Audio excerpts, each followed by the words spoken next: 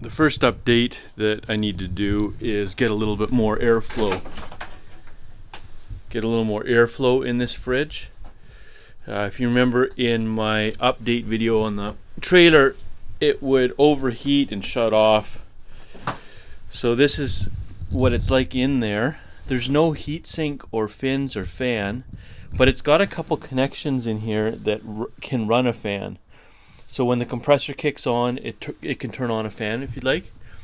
So I'm gonna put, I think I got enough holes there. I cut some holes in the tin in there, and then over here I'm gonna cut a couple more holes just to get a little more airflow, because when this is only about an inch from the wall, so there's not really much airflow coming through here.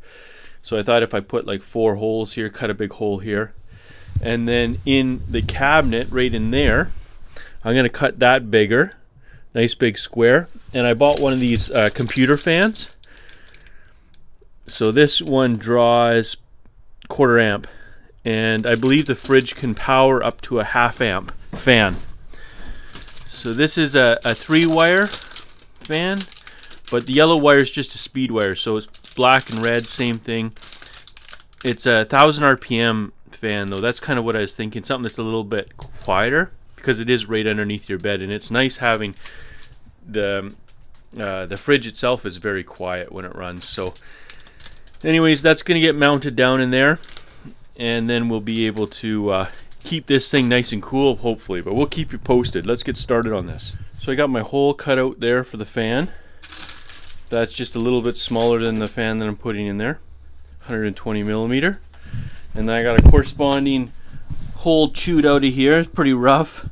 There's all sorts of wires and tubes and stuff in here, so I just really wanted to be careful, so I ended up cutting it out with some tin snips, which kind of like chewing it out like a beaver. And then there's the hole over there. I put in a couple extra holes just to open it up a little bit more, and then likewise on this side of the fridge. So that's it now. I've got I think a pretty decent amount of airflow. I'm also cranking up the legs so that the fridge sits higher, so that there's a larger air gap underneath it.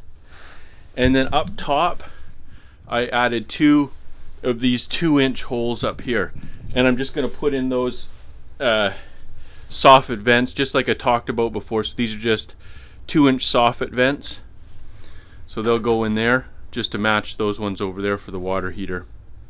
Now I'm going to put this fan so that it's pulling air this way.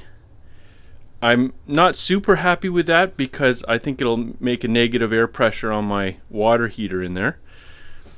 But for the few times that the water heater is going to be running at the same time the fridge is cycling, I think it'll be okay. We'll see. In the summer I might just switch the rotation so it blows it in. But we'll see. I just didn't think that the fan, this little fan here, can compete with my diesel heater, which is here, which is also sucking a ton of air. Also on the other end of this bench I put this vent in here, and I figured what that'll do is when the diesel heater's running, it'll suck in some cooler air in here, run it across my tank, keep all my pipes and everything warm, and then it'll blow out the warm air down here in the bench. So just wanted to get kind of like that big circular motion going with the hot air, and especially over top of my tank. So I want to be able to run this. I'm going to see how cold we can get while we're out camping, but I'd love to run this, you know, down to, you know, some really good freezing temperatures without my water tank and everything freezing solid. My water tank, water pump, trying to keep all that from freezing solid. So anyways, I think this is going to work well. Just gonna clean it up now, vacuum all this out, my shop vac, and then get my fan mounted in there. And what I did is I made a little pigtail coming from the fridge on those connections, on those fan connections there.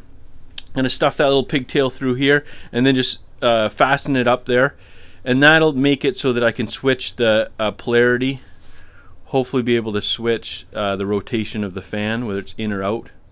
And also if my fan blows, I can just unplug it there, throw in a new fan. I don't have to go through all this work of pulling the fridge out again. Here's just a quick shot of the whole the bench side. You can see it got lots of room there now. It'll really, I think, suck the air through well. Now let's mount the fan.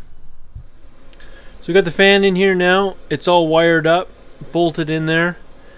Now let's try it out. So we just got to turn on the fridge, and then I believe when this fridge comes on, there we go, it clicked on. Now after a bit,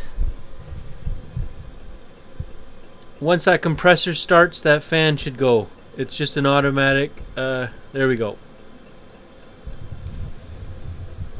Now the fan's blowing. Oh yeah, it's blowing some good air.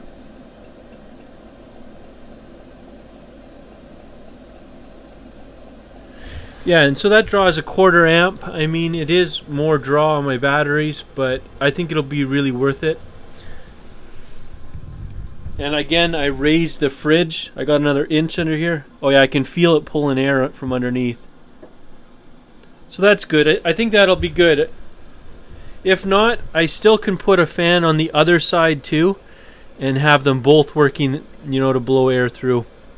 But I think this is gonna, it's gonna really improve my fridge efficiency.